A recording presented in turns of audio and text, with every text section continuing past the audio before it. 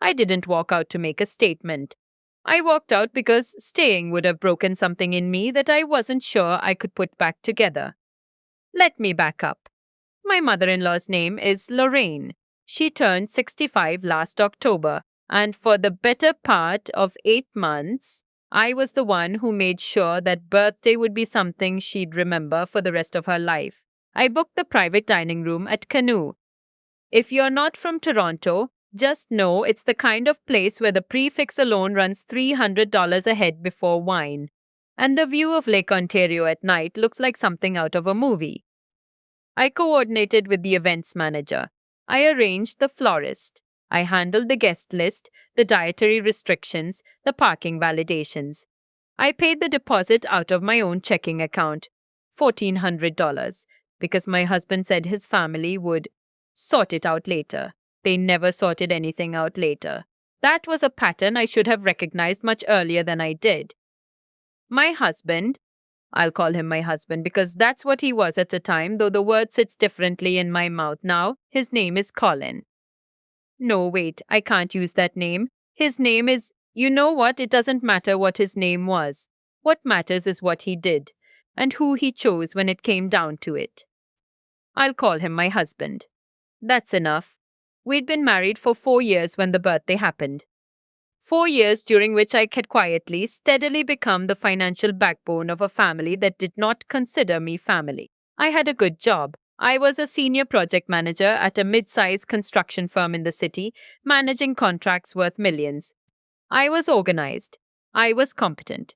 I was, as my mother-in-law once said to my sister-in-law within earshot of me, very efficient for someone who married in. I heard that. I always heard things they assumed I didn't. My husband's family, the Aldersons, all 11 of them across 3 generations, if you count the cousins who showed up for holidays and then disappeared, had a way of making me feel like a helpful contractor they'd brought on for a long-term project. Useful, yes. Appreciated occasionally. But not one of them. Not really. I told myself it was a cultural adjustment. I told myself families take time to open up. I told myself a lot of things over 4 years that I don't believe anymore. The birthday planting started in February. Lorraine had mentioned once at Christmas dinner that she'd always wanted to celebrate a big one properly. Not just a cake in someone's living room. I took that and ran with it. I spent weeks calling venues, comparing menus, checking availability. I put together a shared folder on Google Drive with options, costs, logistics. Nobody in the family opened it. My husband forwarded it to his sister and said, "Babe's handling it," like I was a service they'd subscribed to. His sister, let's call her my sister-in-law, because naming her makes me angrier than I want to be right now, responded to the email thread with one line, "Make sure the flowers aren't carnations. Mom hates carnations." That was the sum total of her contribution to 8 months of planning. I handled it. That's what I did. I confirmed the guest count, 13, including me. I gave Canoe the final head count in September.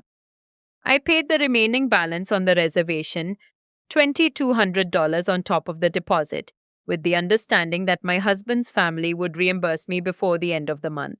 I have the e-transfer request still sitting in my phone, pending. It has been pending for 14 months. The night of the dinner, I dressed carefully. I wore the navy wrap dress I'd bought, specifically for the occasion.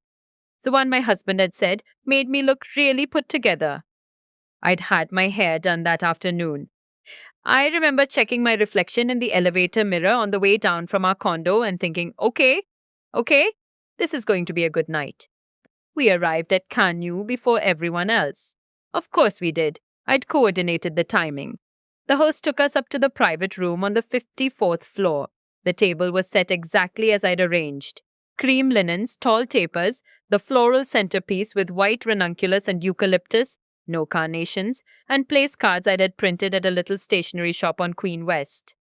I counted the chairs before anyone sat down. 12. I counted again. 12 chairs. 13 place cards.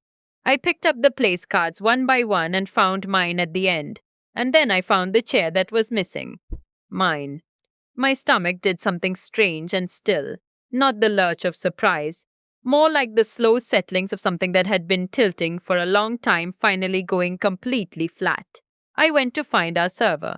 I explained very calmly that there appeared to be a chair missing. She looked apologetic and went to check with the host. The rest of the family had started arriving by then. Lorraine in a deep red blazer, her husband beside her, the sister in law with her two kids, the cousins, the whole assembled group filling the room with noise and perfume, and the particular energy of people who are happy to be somewhere expensive without knowing what it cost. My husband was with his mother. He was laughing at something she'd said.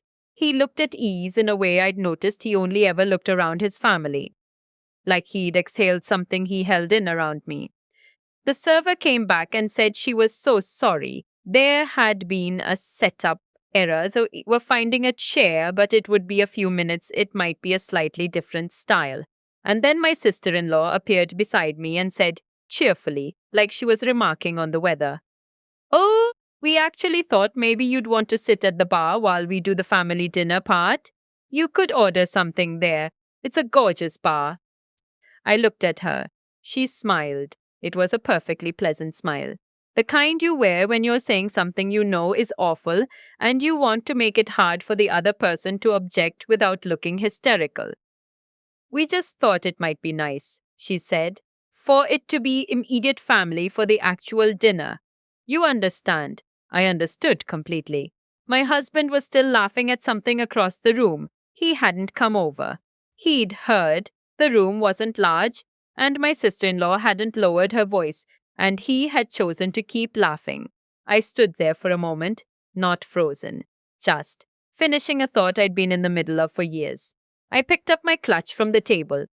I found my place card, the one with my name printed in the same font as everyone else's, the one I had ordered on the cardstock I had chosen from the shop I had found, and I held it in my hand. I walked over to my husband. I waited until there was a pause in whatever he and Lorraine were talking about. "I'm going to head out," I said, quietly. "No performance." He blinked. "What? Why?" "There's no seat for me," I said, "and your sister suggested the bar. So I think it's pretty clear I'm not who this night is for." He laughed.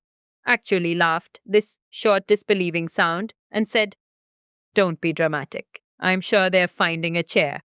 They can keep looking," I said. I set my place card down on the table in front of Lorraine. I looked at her directly. She had the grace to look slightly uncomfortable, which was more than I'd expected. "Happy birthday, Lorraine," I said. "I hope you enjoy the evening." And I left. I took the elevator down 54 floors. I walked through the lobby of the TD Center and out onto Wellington Street, and I stood in the October air for a moment. And I thought, I planned every single element of the night those people are currently enjoying. The room, the flowers, the menu, the wine pairings I spent an afternoon selecting with the sommelier over email, the parking, the reservation that I paid for in full. I took out my phone. There were two things I needed to do, and I did them in the Uber on the way back to our condo. The first was a call to my credit card company. The dinner had been charged to my Visa. $2,200 plus the $1,400 deposit. $3,600 in total. I explained to the representative that I had a concern about the transaction and asked what my options were regarding a dispute. She walked me through the process. I took notes. The second thing I did was forward to my work email every document in the Google Drive folder I'd built over 8 months. The vendor contracts, the confirmation emails, the invoices. All of it in my name because I was the one who'd done it. When I got home, I sat down at my kitchen table with a cup of tea, and I thought very clearly and carefully about what I wanted to happen next. I want to be honest about something. I am not a vindictive person by nature. I have never enjoyed conflict. I spent 4 years in that marriage trying to smooth things over, to make myself easier to accommodate, to be, as one of the cousins once described me, approvingly, very low maintenance for someone in her position.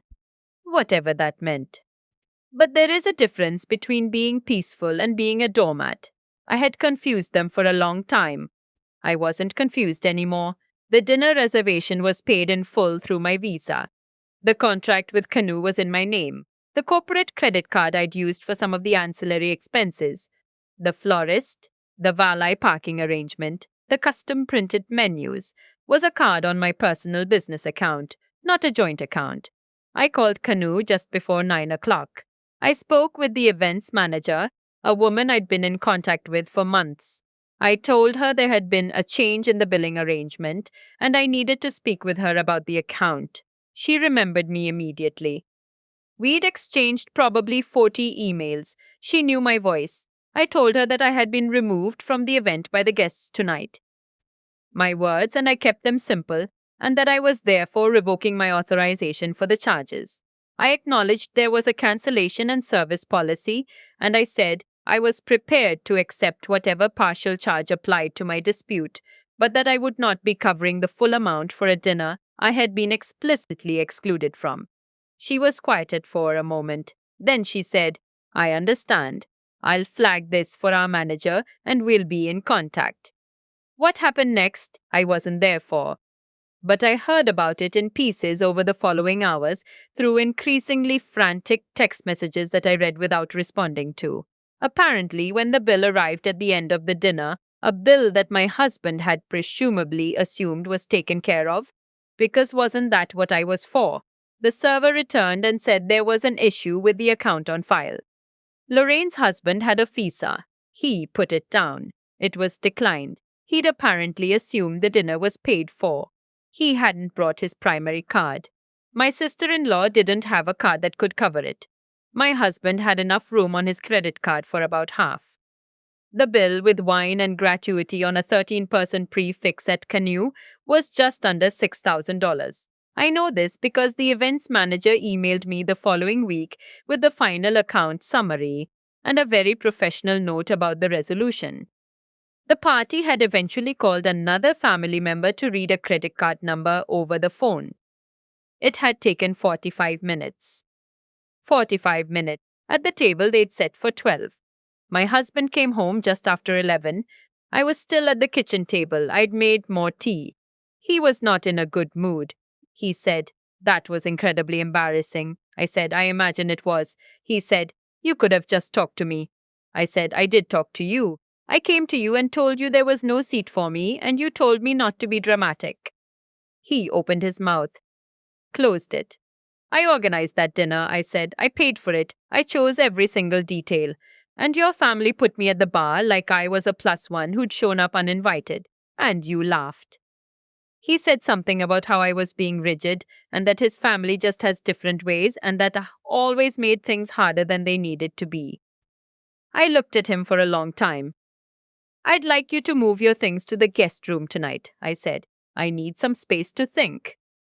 He looked at me like I'd said something in a language he didn't speak. I'm serious, I said. He moved to the guest room. I won't compress what happened over the following weeks into something neater than it was, because it wasn't neat. It was hard. There were conversations that went in circles. There were moments where I almost talked myself back into the version of things where I was the one being unreasonable. Those moments scared me more than anything else, honestly. How easy it was to start editing my own memory when someone who knew me well insisted his version was the true one. But I'd kept the texts. I'd kept the emails. I'd kept the Google Drive folder with its timestamps and version histories, 8 months of planning in my name alone. I'd kept the credit card statements. I had a very clear picture of what had actually happened, and looking at it laid out like that in documents made it harder to gaslight myself. I consulted a family lawyer. In Ontario, after 4 years of marriage with shared property and a joint financial history, I had options. I knew what I was entitled to. I also knew what I had contributed, not just to the birthday dinner, but to the entirety of our financial life together. I had been making more than my husband for the last 3 of those 4 years. I had paid the larger share of our mortgage down payment from my own savings. I had in fact been the financial engine of our household in every meaningful sense, while being treated by his family as an auxiliary member of the group. My lawyer was very good. She was also very efficient, which I've always appreciated in people. The separation process took several months. It was not a screaming match. I was not the version of myself I'd feared, the person who falls apart, who can't function, who needs managing. I was the version I'd always been at work, organized, calm, thorough. I made lists, I read documents, I asked questions. I protected what was mine. The house, our condo sold well. The market that spring was still competitive and we got over asking.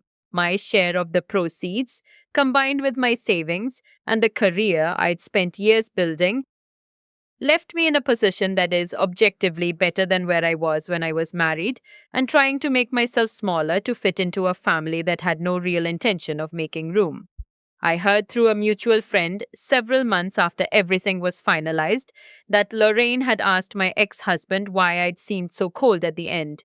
He apparently told her I'd always had trouble connecting with the family. I laughed when I heard that. Not a bitter laugh, an actual, genuine, slightly exhausted laugh. Because here's what I know now that I didn't know how to say when I was in the middle of it. The people who use you as a resource while refusing to see you as a person will always describe you as difficult when you stop being available. That's not a personal failing. That's just what happens when the resource becomes unavailable. I don't regret the dinner. I don't regret walking out. I don't regret the phone call in the Uber or the conversation with the events manager or the 45 minutes they spent figuring out how to pay for the evening I'd built. I do sometimes think about my place card. The one I set down in front of Lorraine before I left. She kept it apparently. My ex husband mentioned it once, bitterly, as evidence of something. I'm still not sure what. Maybe she kept it because it was the nicest thing at the table. I did choose good cardstock. If there's something I'd want anyone listening to take from this, it's not that revenge is the answer. It's not even really about revenge. What it's about is the moment I stopped editing myself to fit a room that had decided not to make space for me. What it's about is the decision, in an elevator going down 54 floors, to stop paying for my own exclusion. That was the only decision that mattered. Everything else followed from that. And the view from where I am now, on my own, in a rental in the annex that gets good morning light, with a job I'm proud of, and a bank account that reflects 4 years of being very, very good at things people didn't thank me for. The view is clearer than it's ever been.